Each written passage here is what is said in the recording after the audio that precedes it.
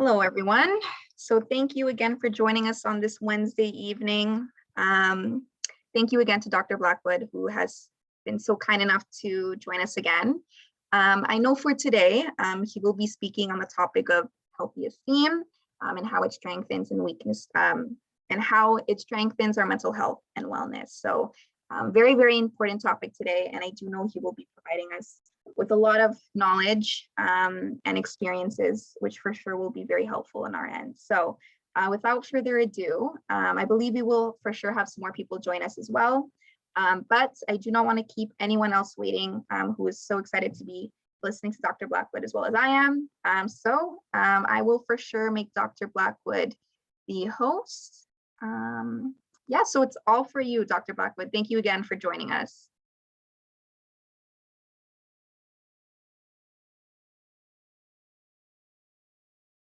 Oh, I think you're on mute, Dr. Blackwood.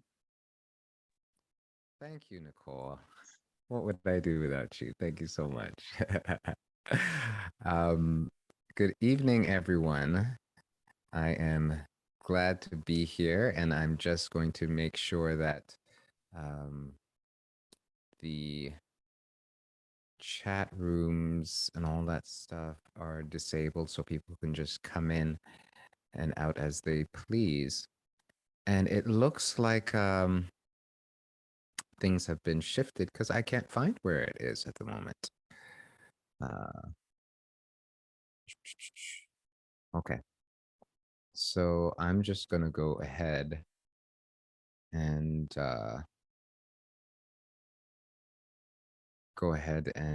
start. And okay, let me get the view that I want here.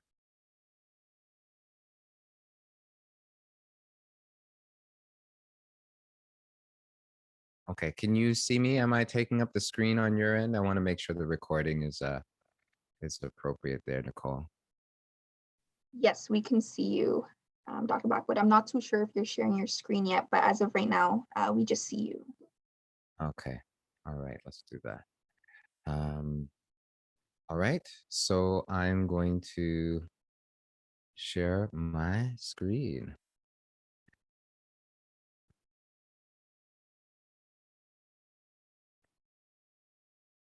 All right, so I hope everybody is doing well. And as Nicole mentioned, we are about to talk about esteem. And I really believe this fundamentally that esteem, a healthy sense of esteem, will truly build our mental health, but an unhealthy one will actually break our mental health down. And for a long time, at least for the last 10 years or so, healthy esteem has been, or self esteem has really been an important topic in most mental health um, environments and programs and centers and agencies because it's really fundamental. But it's not a new concept. Um, a funny story, because every parent, I think, would really appreciate having a healthy sense of self in their family and in their kids. So this father of a 7-year-old boy who, still learning about life and, kids, they don't have filters, right? So the son, as much as he doesn't have a filter, he hasn't really been hiding very well that he has something that he wants to say to his dad. He wants to say something. So after a few days, dad's just like, okay, come on, really? Jeremy, what's going on? Talk to me. It looks like you want to say something. And he sheepishly looks up at his dad and says, Dad, like, what do you do when you look in the mirror and you're ugly? And the dad is like shocked. He's like, what are you talking about? Jeremy, who said that you're ugly? Who would say something like that? And he's like, Dad, I'm not talking about me. I'm talking about you. Oh my goodness. Kids, they just don't have filters. But sometimes we think that esteem is really all about, material things, what people look like on the outside and what others think of you. And when in the reality, it's entirely about what you think about you. I've said this before. and I'm going to come back to it. Like the most influential voice in the world is the one in your head. What you think about you, it actually really matters. So, um, for those of you who don't know me, before we get into the impact of your thoughts and the impact that it has on you and your mental health, um, I want to introduce myself. Dr. Andrew Blackwood, also known as Coach Drew, the Healing Communication Coach. And I really believe what you say to yourself matters above all else.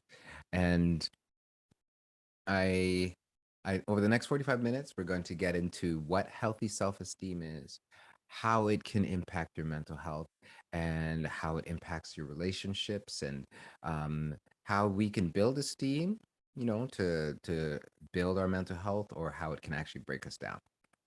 Okay, so that's what we're going to be talking about. And just so you know, I love the question portion towards the end. So if you have questions, jot them down and we'll come to them towards the end of our time. So, like I said, words matter. Growing up, I heard this phrase and we would say it ourselves, sticks and stones may break my bones, but words, they'll never hurt me. And I don't know if there is anything that is any less true than that. Words can actually hurt, and they do hurt. But to the same extent, words can heal and they can help. So we want to be aware of that. And I believe that the power of life and death lies in the tongue, right? What we say to ourselves matters. We're constantly talking to ourselves. Some of us do it out loud. Right? So I do it out loud sometimes too. My children are like, "Who are you talking to?" I'm like, "I'm talking to myself." Right? We're constantly talking to ourselves. And there's a saying also that says, "You are what you eat." And I think it's true on a physical level, but I also think it's true on a mental, emotional, spiritual level. The things that you take in, it forms and shapes you. It feeds you. It feeds your cells, right? It feeds everything about you. So if you're perpetually taking in messages that are unkind and that are harsh, it's going to have an impact regardless of the intention, right? Regardless of the source. It is really about repetition. Anything that is said often enough is going to become a belief. That is the process of beliefs and believing, right? The more you hear something, the longer you hear it, is the more it becomes a belief if it's not if it's left unchallenged, right? So when we think about mental wellness, right, it's important to understand what we talked about. There are many images and experiences that come to mind when we think about mental health. For some people, it could be that person on the street that you see walking up and down. Their clothes are a mess. Their clothes are filthy. They're walking in the streets. They don't have any shoes on. They look disoriented. And for other people, it's more the experience of being sad and down all the time, right? Or being extremely nervous, right? So the, these experiences of mental health or lack of mental health, they vary. And there are so many factors that contribute to that. So there are as many theories as there are, experiences. There always going to be a difference. So today we're not really going to talk about why um, and the source of all these different experiences of mental health. We're just going to really hone in and focus on esteem and the things that really impacts esteem. We're really going to talk about some of the most common expressions and experiences of a mental ill health, and take you on a journey towards healing and understanding and wellness. Because for me, I really believe that the road to healing the road to healing is paved with understanding. When you understand something, then you can actually start to experience and maintain mental health and wellness and functioning.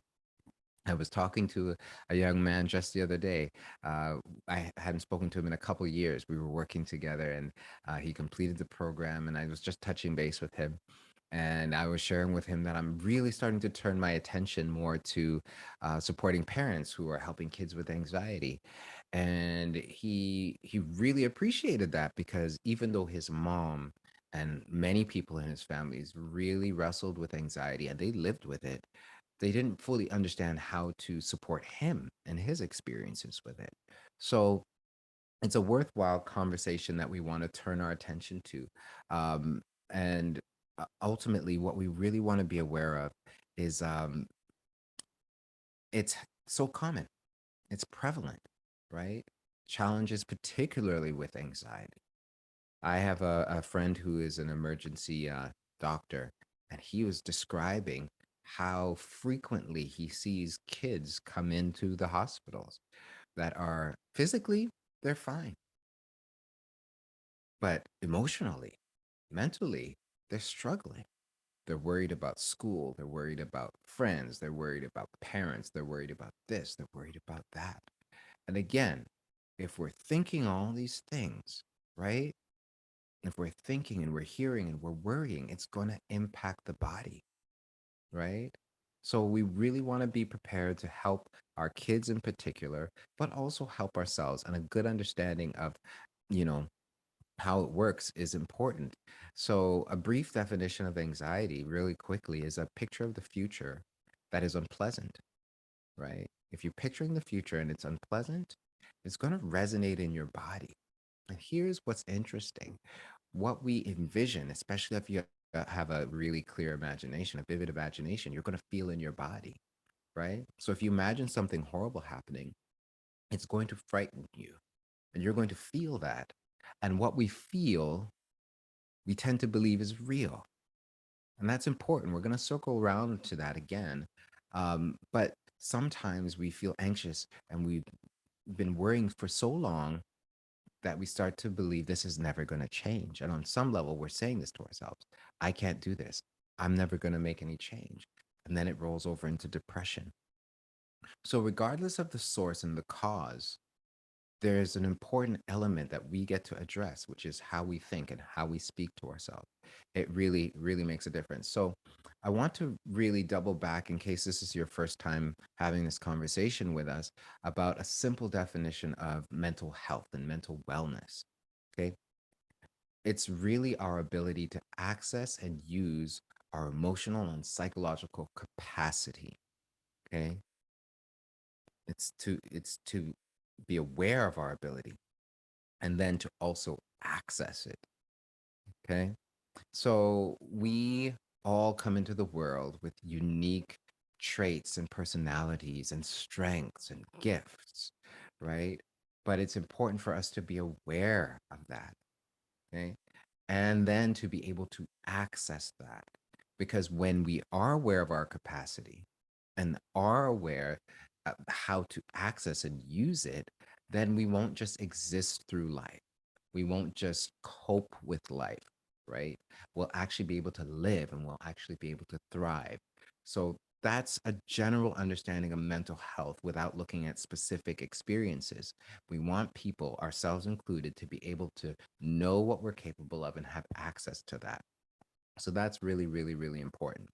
And I want to really highlight the connection now between our mental health and our mental wellness and esteem. Okay. Because esteem is actually found in our awareness of our mental health, our awareness of our capacity, awareness of our gifts and our strengths, aware that we have access to it, but then also to value it. That's when we start to talk about what esteem is. Okay. Knocked over my mic there. But so esteem is really about an accurate cognitive and experiential awareness of our capacity and our value. Okay. Now I'm going to go into these terms a little bit more. Back when I started to think about esteem, or how I was educated about it, we talked a little bit about low self esteem and high self esteem.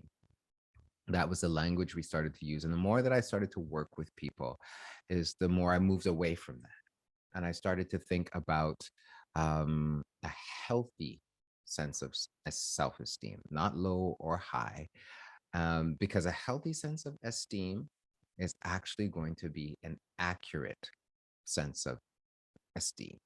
So if you break down esteem, we could think about it in terms of worth. Our self-esteem is our self-worth, right? Our self-value, right? Which really boils down to what you think about yourself, right? What you think about yourself. So it's a cognitive awareness. It's about information. When I think about myself, this is what I think about. This is how I know me, right? And here's what's interesting.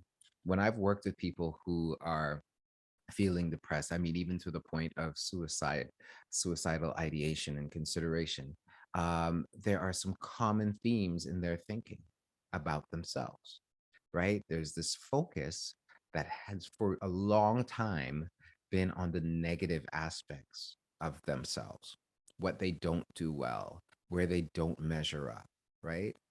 And here's where it gets out of balance because nobody's perfect. Nobody's perfect. Everybody has areas for growth. But the challenge is when we focus so much on the areas for growth and we don't acknowledge where we actually are good and wonderful, right? It's unbalanced. So that picture of ourselves isn't accurate. I do exercises with people to help them shift that balance to become aware of what's wonderful about them. Some people are actually afraid to consider what's wonderful about them, right?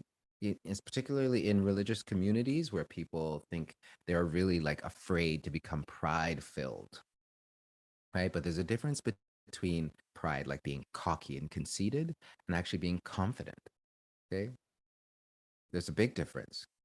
Confidence is about, an awareness of your capacity and your competence. Like, I'm good at this, right? I'm wonderful as a person.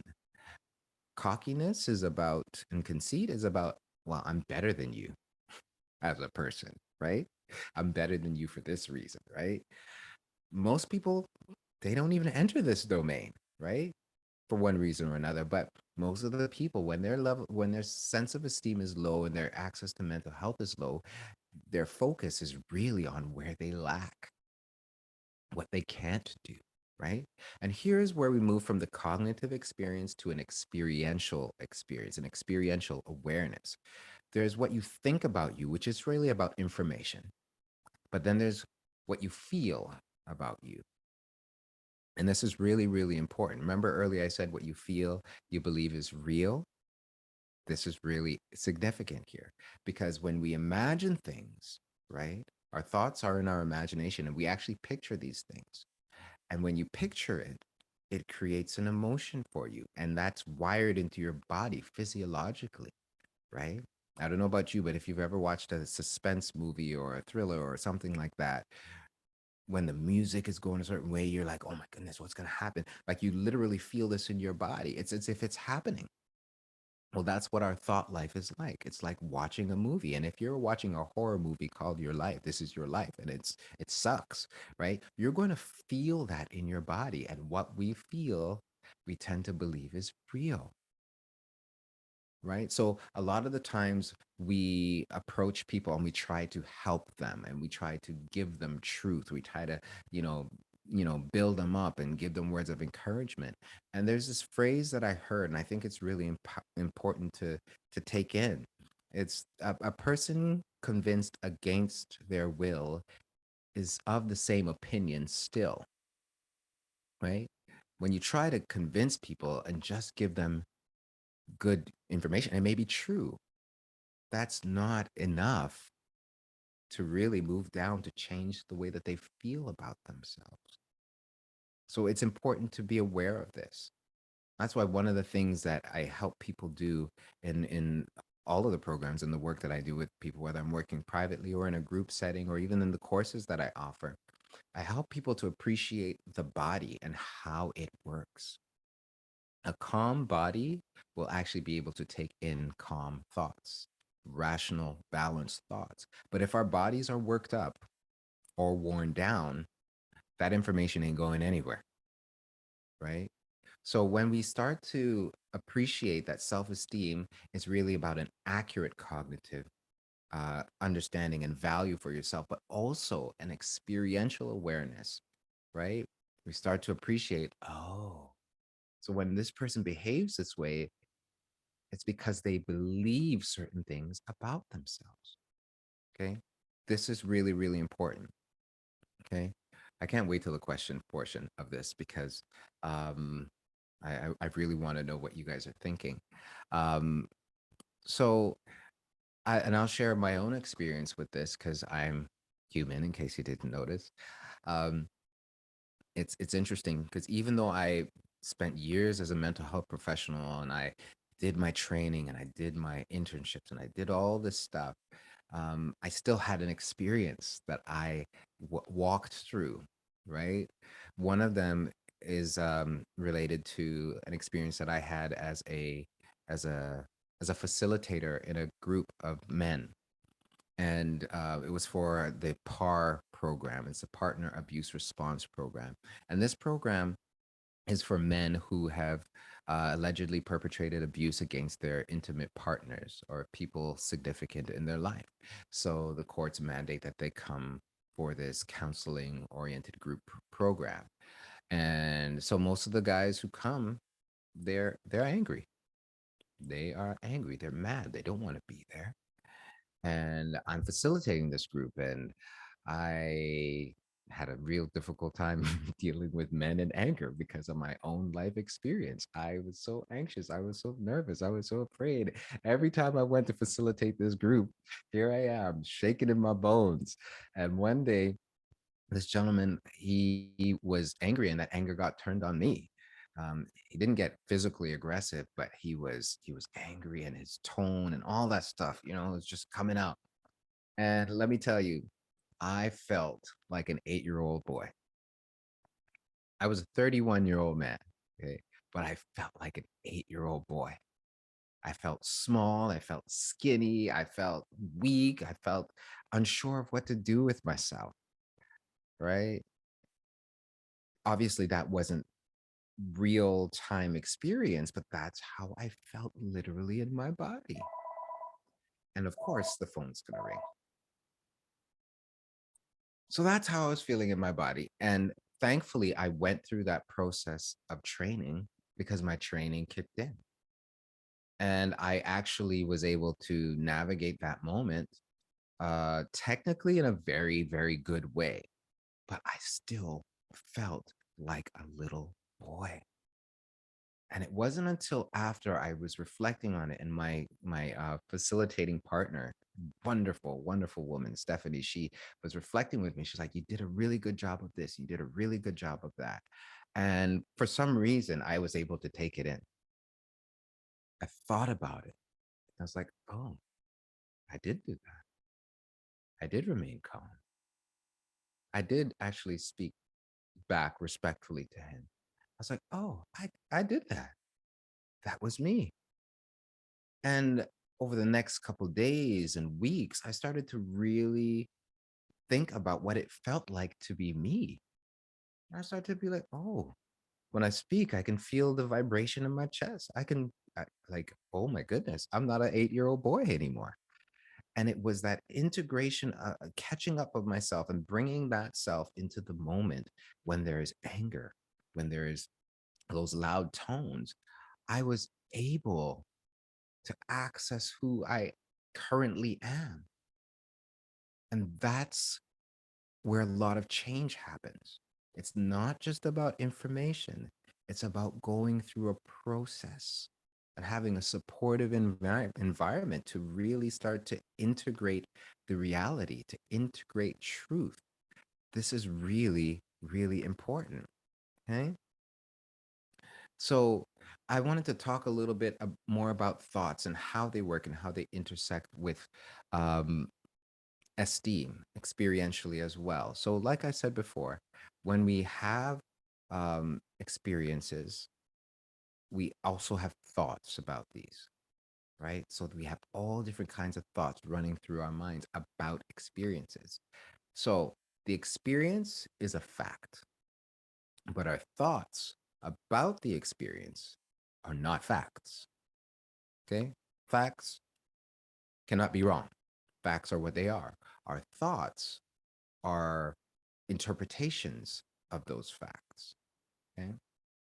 And we sometimes have patterns of thoughts and patterned ways of thinking. Remember what I said, anything that you repeat over and over and over, it becomes a belief. And I'll give you an example. So, for myself as a little boy, I had experiences where I was frightened. Experience was a fact. I felt frightened. Fact, right?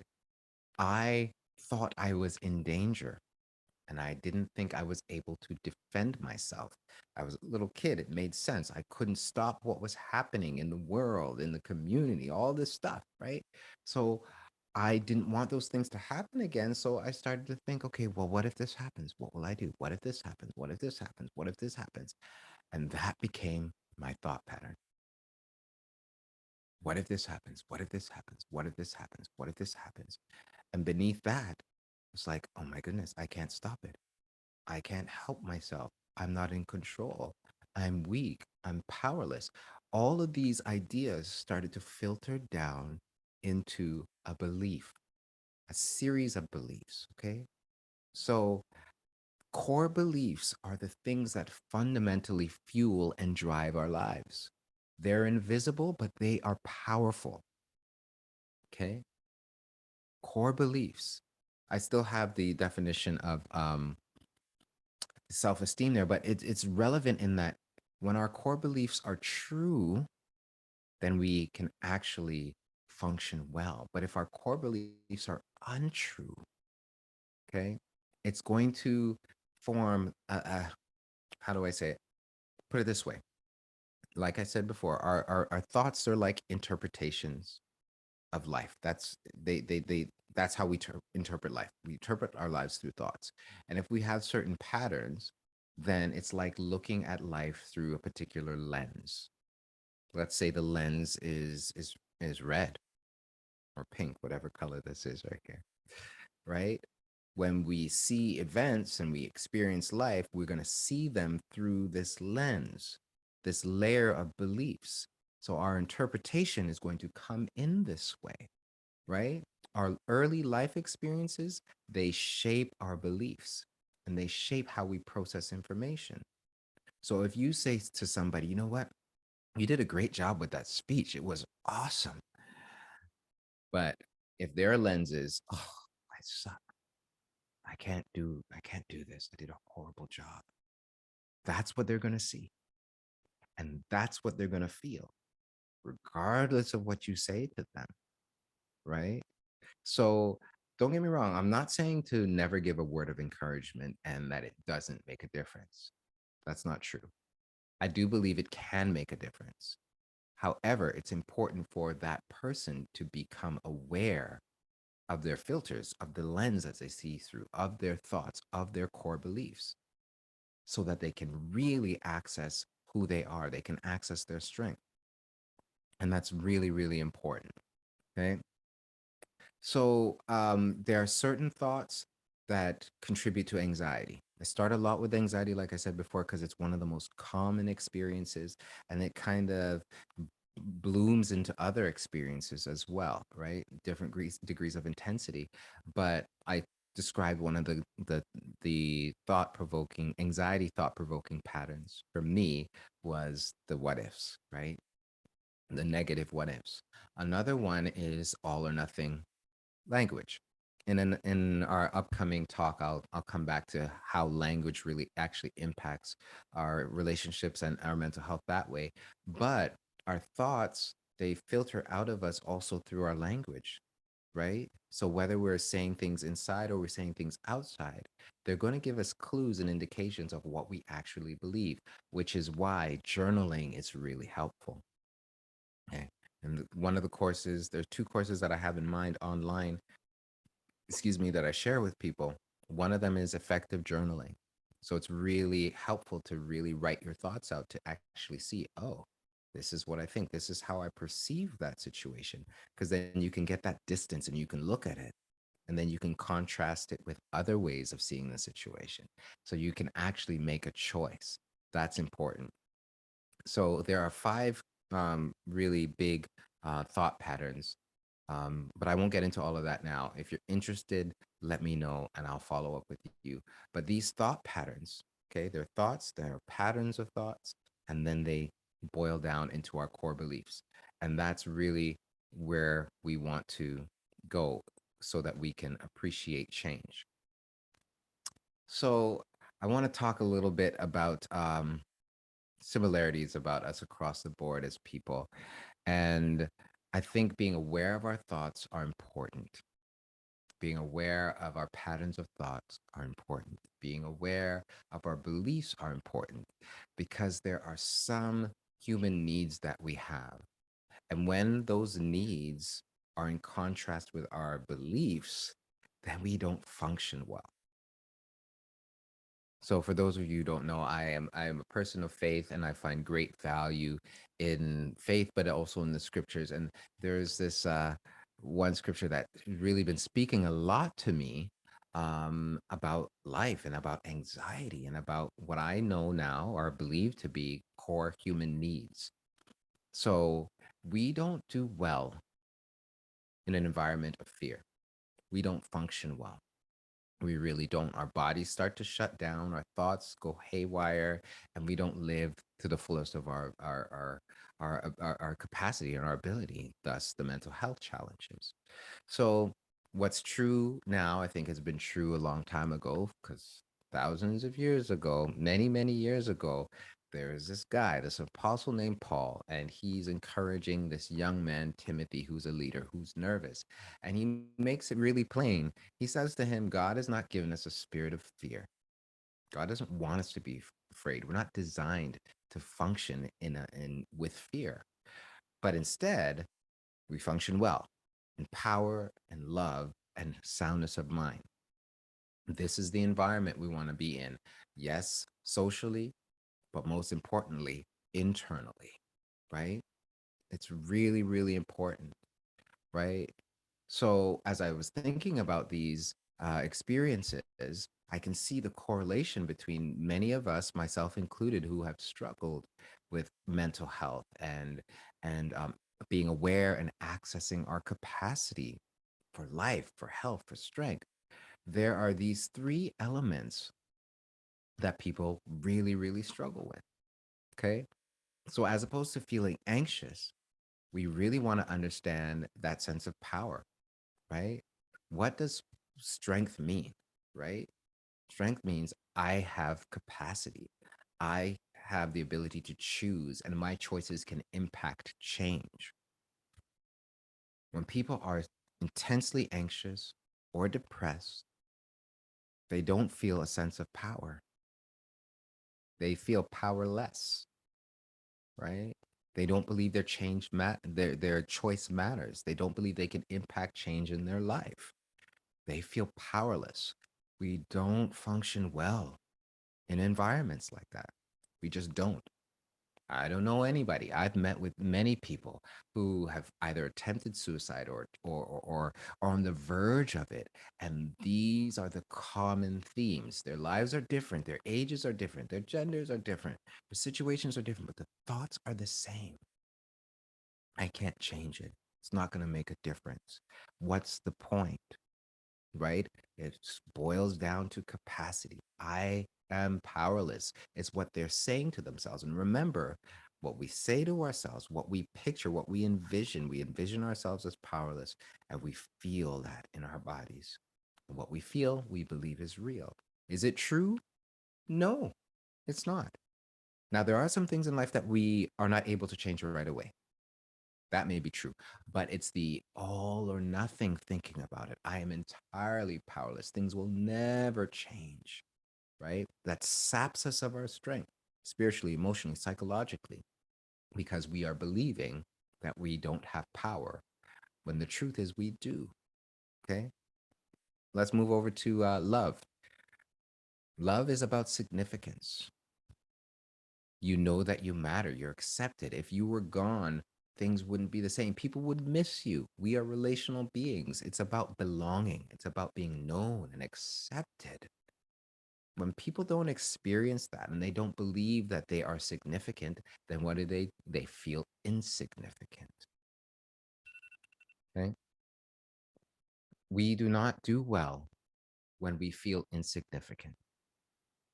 Okay. When you see yourself as insignificant, unimportant, your value goes down if there's any value left. Right. So if somebody asks you for your opinion, you don't give it because you don't believe it's of any value. Right. You don't value it. And a lot of the things, and I know this, people who say they're people pleasers, right? What is that really about? That's about value. They have assigned very little value, if any, to themselves. And what's really interesting about value is we actually assign value. We assign value, we give value to people's opinions, right? Remember what I said, the most powerful and influential voice in the world is the one in your head. If somebody says something to you, those words do not have power unless you give it power. Unless you say, okay, you know what? You're an important person. You must know what you're talking about. You must know better than me. Okay. Right? We can be trained and conditioned to do that. And we give that power to other people by agreeing with what they're saying to us. Right? And then that becomes our word to ourselves. Power of life and death is in the tongue. You get to choose what you say, you get to choose what you believe, right? We want to be aware of that. Whereas if we feel the sense of significance and you know that you're valuable, you know that you matter, well, your opinion can stand on its own. It's not about the majority. 100 people can be like, oh, like Jeremy be like, Dad, you're ugly. Dad could be like, that's nice. You're entitled to your opinion, right? Or he might even be agree. He's like, I might not be the definition of beauty according to other people, but I love me, right? Significance. We assign significance. Okay. And what's interesting about safety, there's the physical part, right? When we are physically unsafe, we can feel vulnerable. And again, a lot of it starts as children, right? We feel vulnerable. We have a difficult time handling those emotions. So we believe that we're unsafe, and all of our emotions and our body starts to react. And then we carry that forward into our teen years and our adult years. So we start to believe that, oh, I can't handle this. Oh, I can't deal with this. Right. So we feel emotionally unsafe. We don't believe our needs are going to be met. So what do? We start to live differently.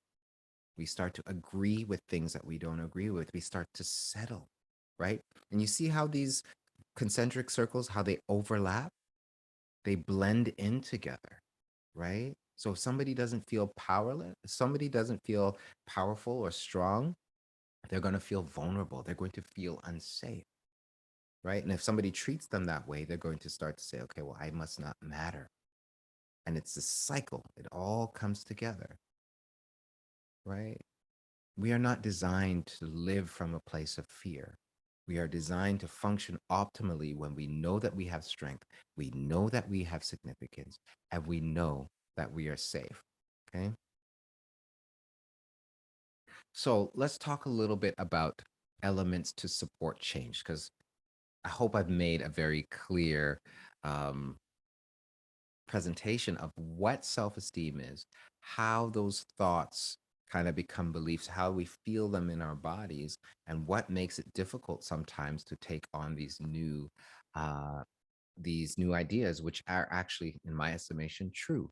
Okay. Number one, a key element to support change is good information. Okay. Good information. What makes information good? Well, it comes from informed and experienced sources. Okay. That's really important. Now, there are lots of sources out there for information, lots of people giving a lot of information out there. Um, and they may seem credible, they may seem, acknowledged, they may seem popular, all that good stuff. Um, but it's important to really, number three, it's important to have a good community. Okay. It's important to have a good community because when you take in ideas, you want to be able to share those ideas, not necessarily your personal experiences, but share the ideas, right? To get a sense of what people are thinking. I was watching something on social media the other day, and let me tell you, this brother was talking like he knew what he was talking about. And he gave some of the worst advice I ever heard in my life. It was so bad. It was so bad. He was basically endorsing the idea it's important to in a relationship to be with somebody who doesn't have their stuff together. Because when they don't have their stuff together, that means that they need you. And if they need you, they won't abuse you. Like that's really bad information. I believe the opposite is true. It's not about having everything together. No, it's actually about knowing that you don't need somebody. When you don't need somebody, you won't try to control them. When you're okay, you can appreciate value for what it is. Oh, I value you. You're wonderful. You know what? I want to help you be even more wonderful, right? You and I, we can go places because we're both wonderful, right? It's not that I need you to complete me or I need you to be wonderful because if you leave, then I'm nothing. You understand what I'm saying? So we want to be intentional about our sources of good information. Number two, a support process, a supportive process. Okay. Change doesn't happen overnight. And even when some changes happen in an instance, it's really about repetition. It's about having a process that you move through and coming back around to it again and again and deepening it again and again and again and again. You know, a lot of times we find ourselves in situations a third, fourth, fifth, sixth, seventh time. And it's not that that's necessarily bad, but part of the reason for that is there's still more learning here for us to do. We haven't quite fully understood this, or there's more healing for us here, right? So when we have a supportive process, a structured process, we can move through, whether it's a course or it's a book or it's a program. We want to get involved in something where there's an inbuilt um, structure, but an accountability, right? Where you can measure, okay, I've gone this far, I've gone this far. There's, right? That's really important. And then lastly, I started talking about it earlier, a supportive environment, right? You want to be in an environment, in a community with healthy people. I didn't say perfect people because then you wouldn't be in a relationship with anybody but Jesus. Um, right? Nobody is perfect, but communities can still be healthy. They can be open, right? They can be honest. They can be clear, right? These are important things. Family, friends, a coach like myself, you know, a counselor, a pastor, or whoever. And again, it's not about the title, okay? We talked a little bit about safe people the last time. It's about a transparency, it's about a degree of help, it's about a degree of honesty and safety in that environment, right? So these are the three important elements to support change. Okay.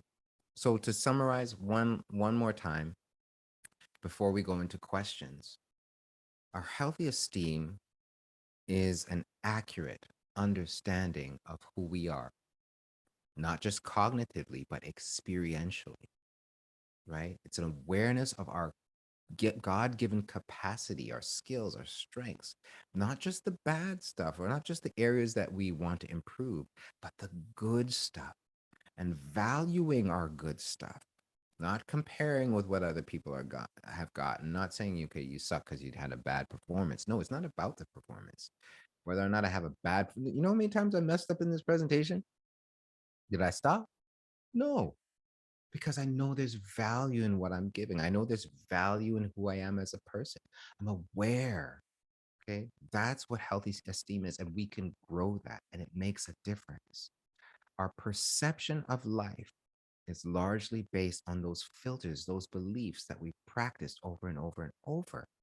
It makes a difference. I was watching this video of this girl, and she was running a race. And at the beginning of the race, her shoe fell off. And one would think, oh man, it's over. But would you know she stopped, put on her shoe, and started running. And you'd be like, okay, good, you didn't quit. That's awesome. But she didn't just run. She caught up to the people who left her. And not only did she catch up, but she passed them. And this wasn't no 100, like this was like a 400-meter run. Like she passed them. It's not about what happens to us in life. It's about how we respond. When we have this ability to say, you know what, I have this capacity. I'm going to go on.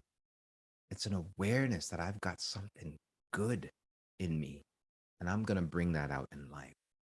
That's what healthy esteem is. And that's what helps us move from just surviving and existing and coping to living and thriving.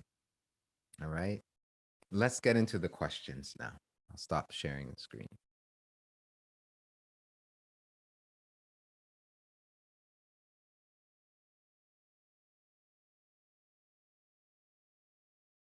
All right. So what we can do, um, if you'd like, you're welcome. There aren't too many of us on the call tonight, so you're welcome to throw the question in the chat or raise your hand.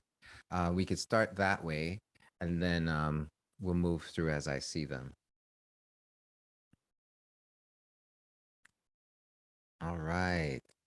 I don't want to mispronounce your name, Danae. I got a thumbs up. Thank you. I appreciate that. Appreciate that very much. Do we have any questions? I think we do Hi. have a question in the chat box. Okay, thank you. Let me open it up. And I hear somebody somebody unmuted themselves, which is perfect. So please share your name and go ahead with your question. Hi, it's Danian. Thank you guys for the beautiful meeting that we're having today.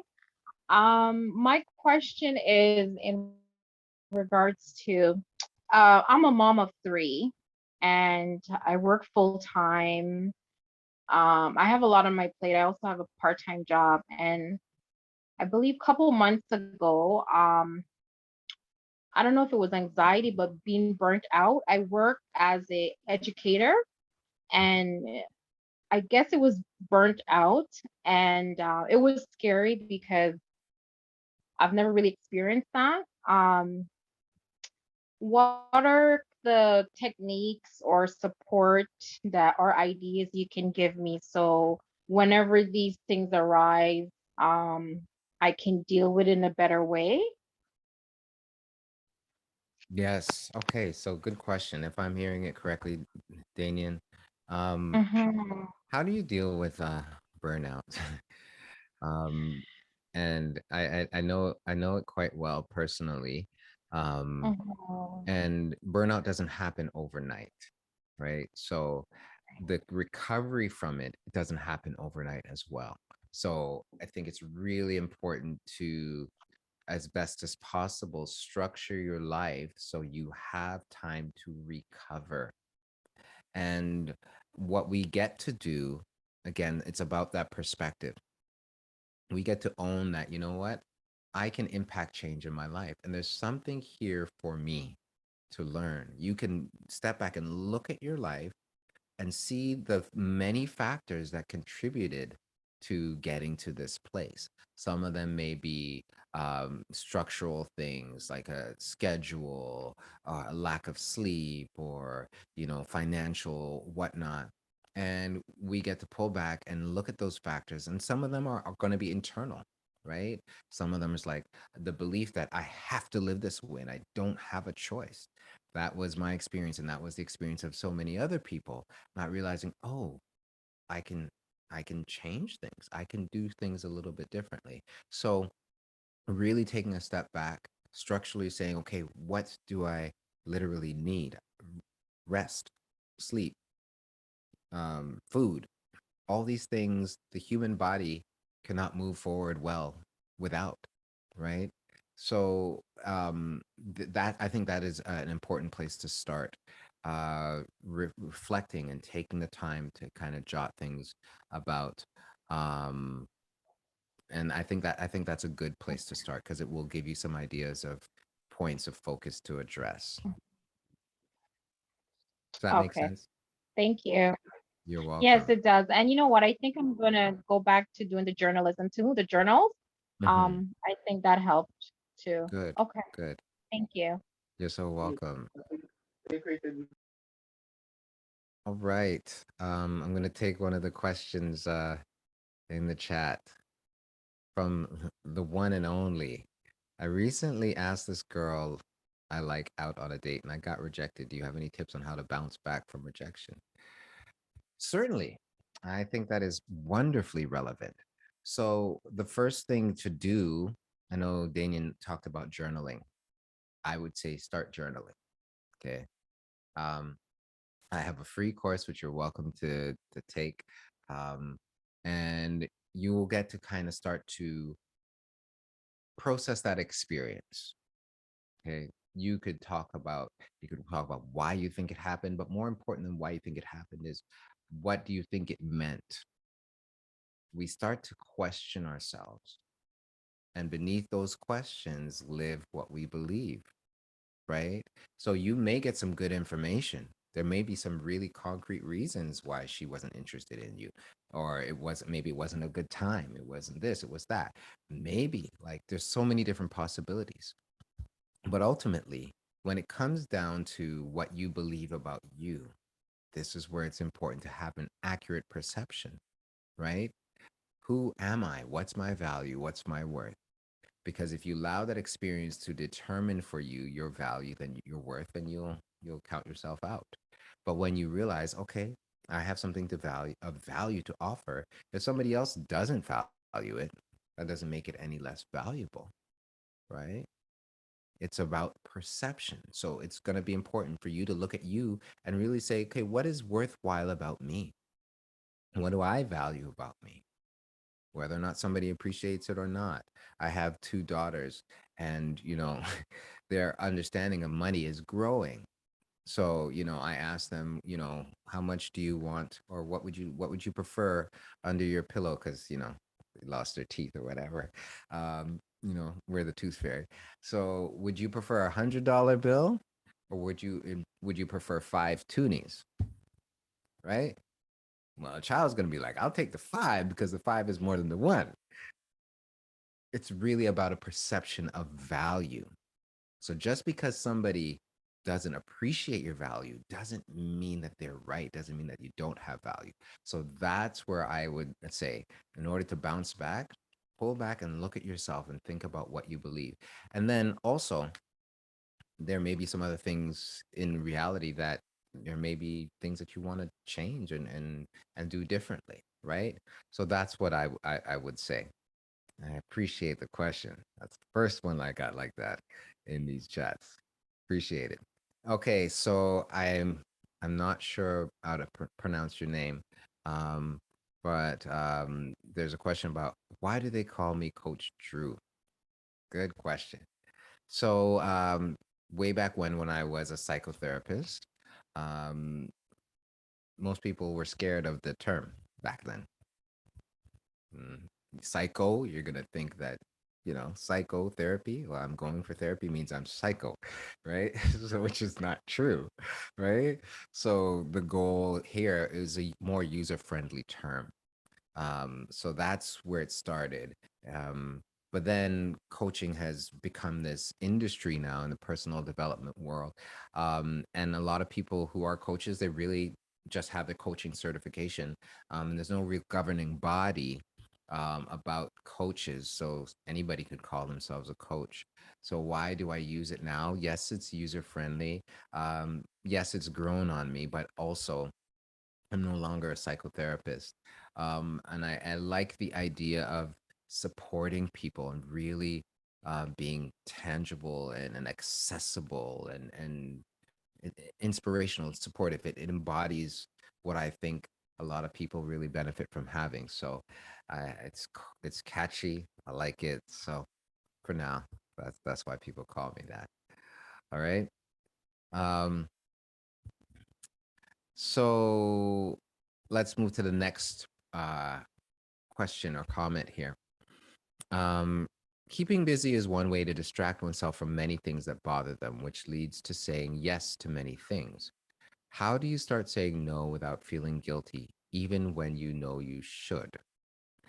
Um, or even when you know you should say no. Well, let's acknowledge that many people say yes to many things.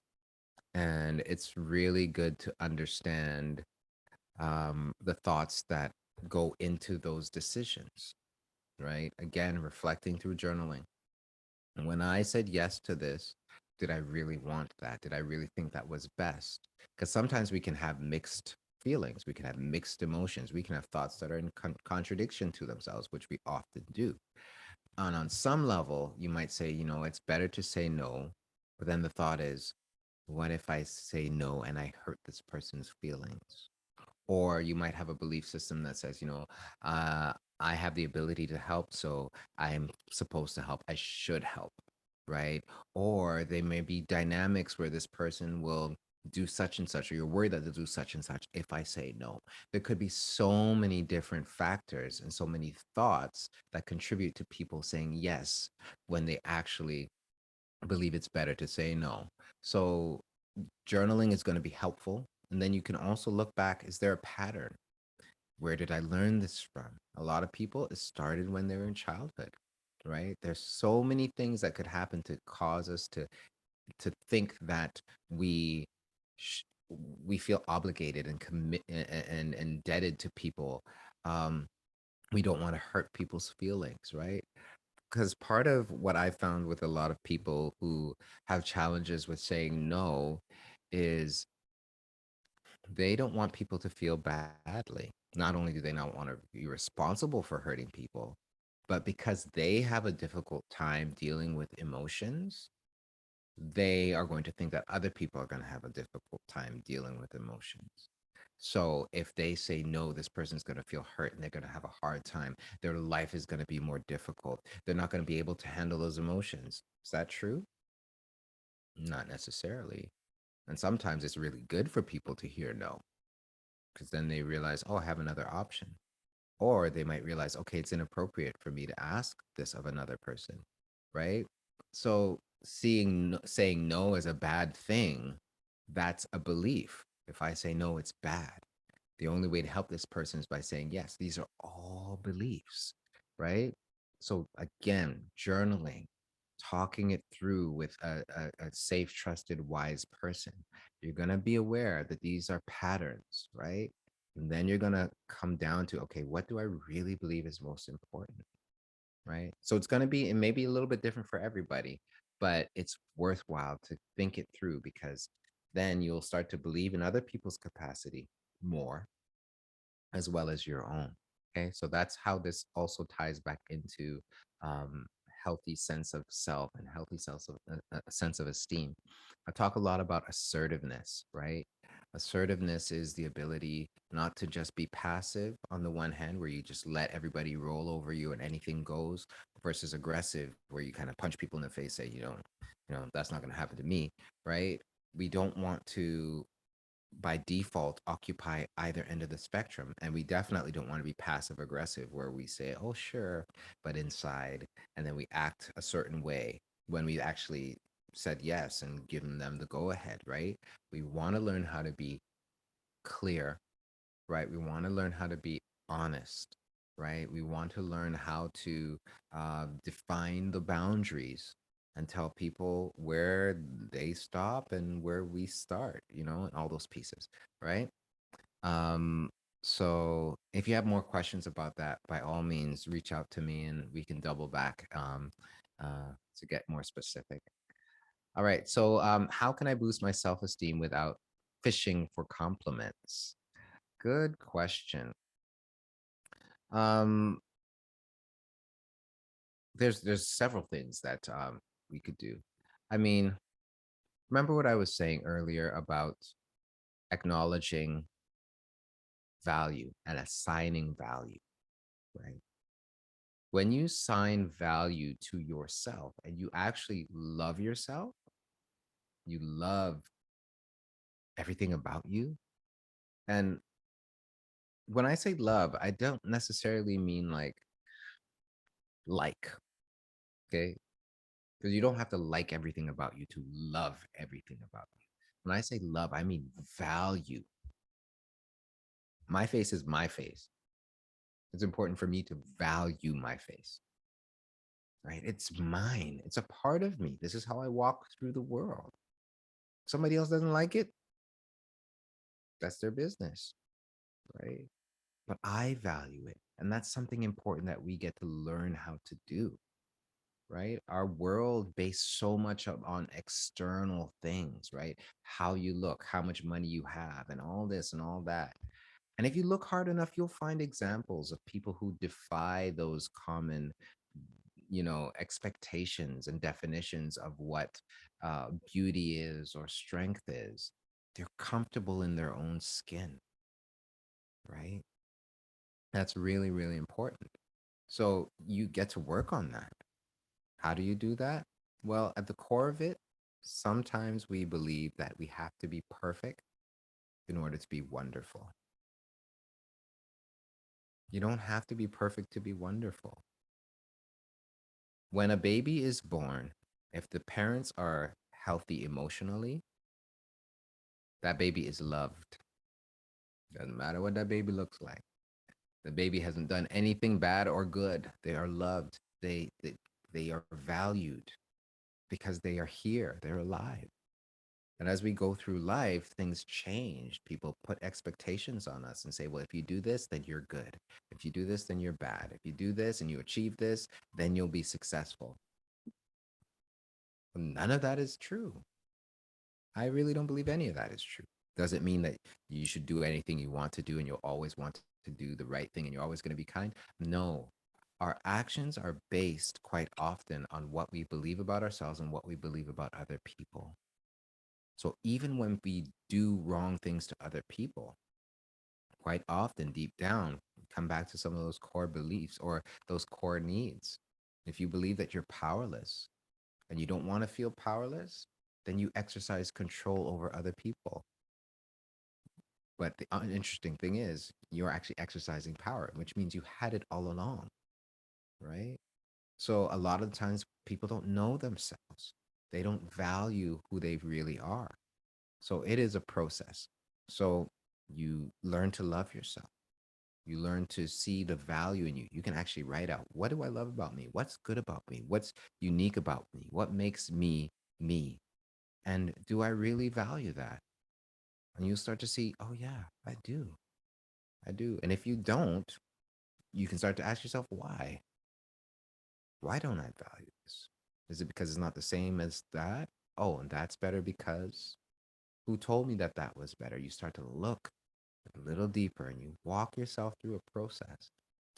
Or you can actually get support to walk through that process. There are I know there are courses, there are books, there are all these things that you can take in. You can also connect with somebody who can walk you through a process as well. All right. Very good question. I appreciate your openness and your your vulnerability there. Okay. Do you have any other questions?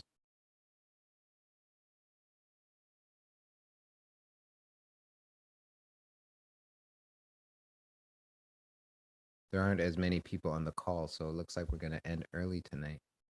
Um,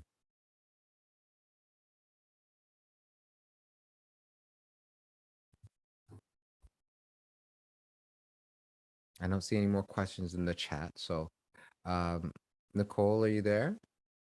Yes, Dr. Blackwood, I believe we just received one more question in the chat. Okay.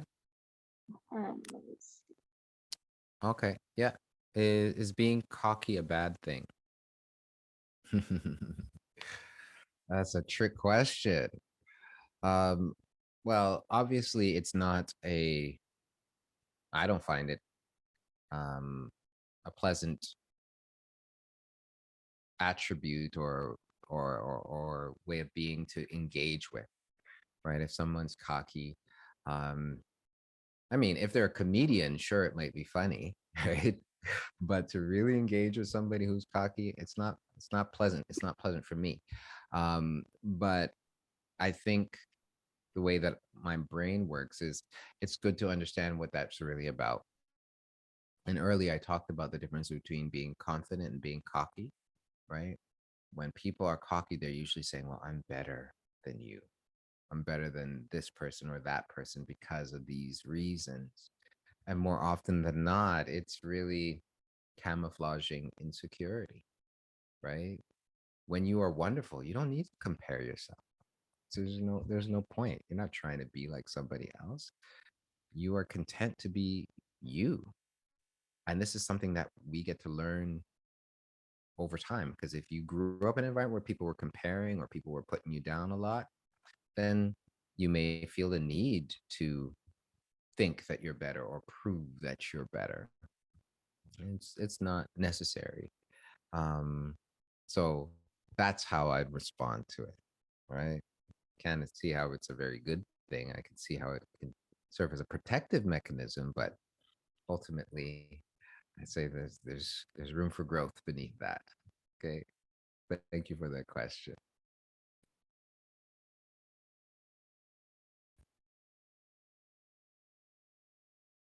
I'm going to turn it over to you, Nicole.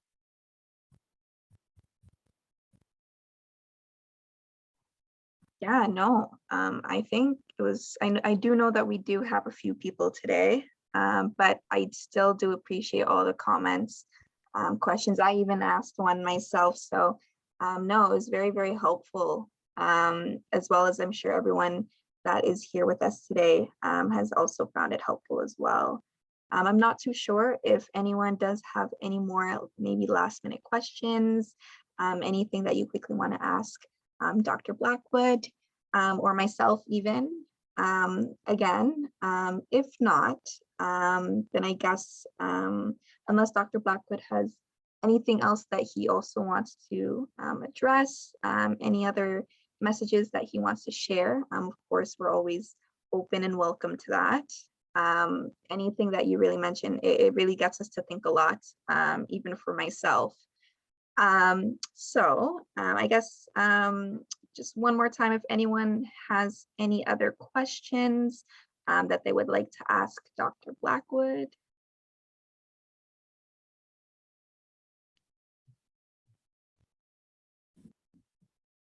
Can you talk a little bit about the energies that people spend in frowning and in smiling? So the energy that people spend in frowning and smiling. Yes. Well, I think, I mean, I've heard over the years, I haven't read many studies, but when you frown, it does take a lot of energy to do that. You're I actually played with my daughters with it as well. If they're upset, and I asked them, "Do you want to feel that way?" And they're like, "No." Okay, so how do you change it? And I actually invite them to smile, and they do it. And when they do it, they actually start to feel better. Literally, they start to feel better because your body's conditioned. Like it knows when you frown, you feel, it uses up energy. It takes your mood down. And similar to what I was talking about before, when you feel depressed, you're like under the weight of all that heavy stuff. It saps you of energy, right? That idea of feeling powerless or upset and all that stuff. It expends a lot of energy. Whereas I find that yes, your face might hurt if you smiled for a long time, but you actually feel good. You feel a lightness. You feel joy and peace. So it's good to smile. I can't say that I know exactly how much energy it takes to frown, but I know it does make a difference. It really does. So I hope that answers the question. Yes, it does. Actually, I made my grandkids listen to that because somebody here likes to frown a lot. He needed to know that it takes about 26 pieces of muscles to smile, but over 100 and something to frown in terms of energy expenditure. Look So at I that. want him to hear this, and he has heard it. So I'm quite happy. Wonderful. I learned something tonight too. So thank you so much. Yeah, Thank you, Bridget. thank you. Okay. Thanks for the clarification and the question. Does faking it till you make it work? Um, yes and no. Yes and no. So behavioral change is actually really effective to the conversation, as you can see in the conversation that Ms. Bridget and I just had. You know, when you change your behavior, it can actually change how you feel, which is important. And sometimes that's good to get you to building some momentum. Yet ultimately, what we want to do is be aware of the thoughts and the patterns of thought that keep our lives going in a particular cycle or a particular way. For long term change, faking it doesn't work. You really want to understand, what am I believing about myself? What am I believing about life that has me here? Because there's something valuable about being right where you are, even if it's an unpleasant situation. There's something there for you to learn. At least that's my take, right? It's perception. Every challenge has embedded in it an opportunity for growth, an opportunity for change, right? So we don't want to, well, I used to be so desirous of moving on and getting out of this situation, whatever the situation was, that I wouldn't actually learn what that moment had to teach me, right? So yes, we want to create momentum and change and experience something different, experience something new. And behavioral change is important. And I would say we want to couple that, and we want to really promote an understanding of what is there here for me to learn and to know about myself, the way that I think and the way that I see the world, because that's what's going to lead to deeper, more meaningful, and long lasting change. So, very, very good question.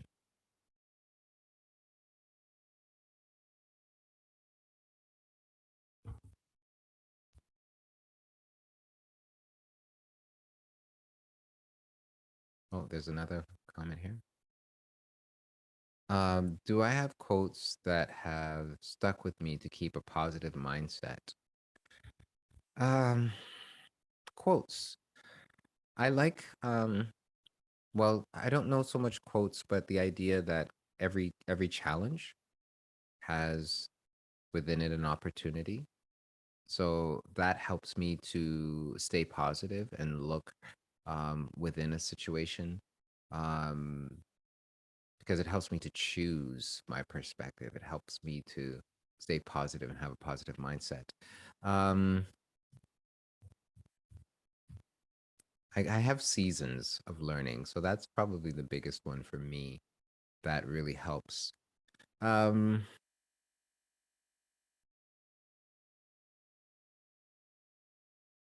hmm. Well, one of the things that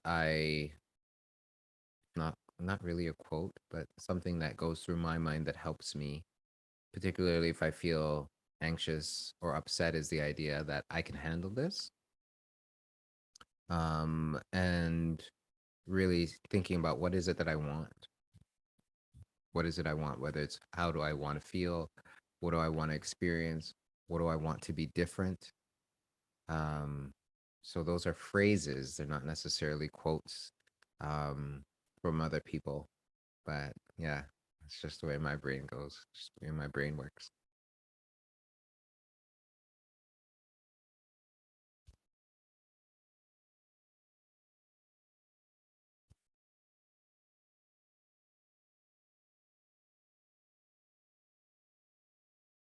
All right. I guess I believe no one has any other questions. Oh no, actually, one just popped up. So I think it's from, The one and only. yes, the one and only. So is being highly self-confident also a form of narcissism? Uh no, no, I wouldn't say so.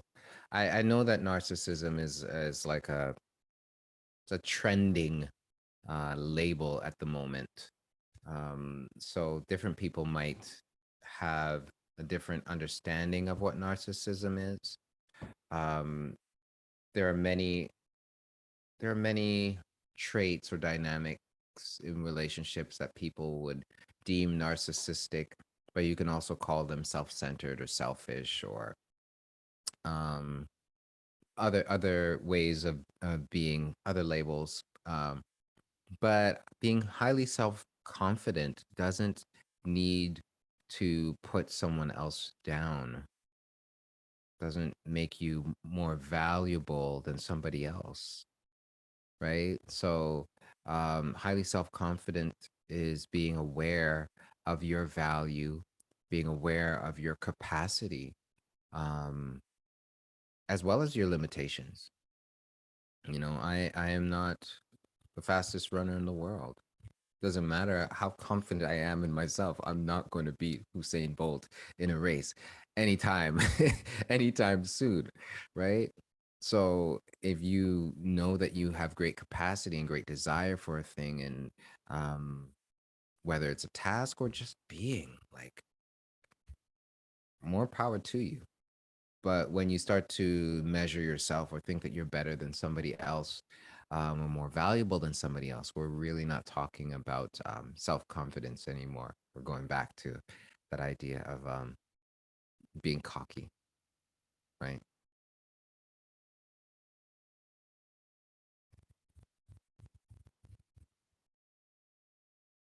Yeah. So that's all I have to say about that.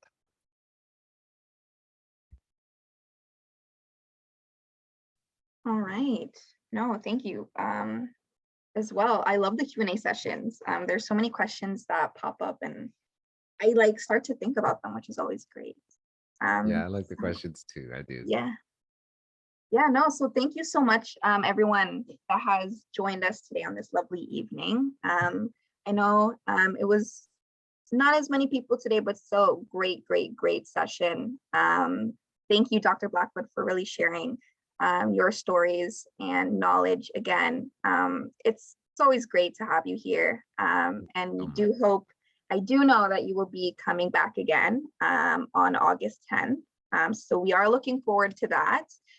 With that being said, if anyone does want to reach out to Dr. Blackwood personally, please email or give the office a call. That way we can for sure get you in touch with Dr. Blackwood. I think that is just the smoothest way to go. And without further ado, again, thank you, Dr. Blackwood, for joining us this evening, as well as everyone else that was here. Before you all go, if you could just drop your name and your email in the chat, that would be very, very helpful for us as well. And other than that, thank you so much, everyone, and I hope you have a great rest of your day. Thank you, Dr. Blackwood. See you August 10th. you're so welcome. Thanks for having me. Thank Bye. Good night, you. everybody. Thank you, Andrew. You're welcome, Bridget. Bye. Bye.